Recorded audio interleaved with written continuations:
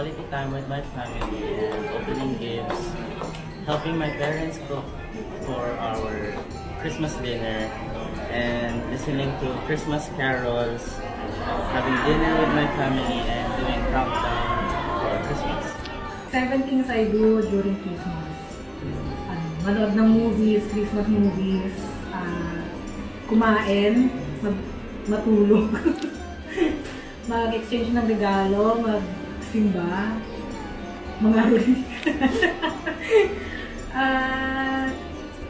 mag-party. Mamili ng mga regalo. And sunod is mag-list ng mga re-regaluhan ko.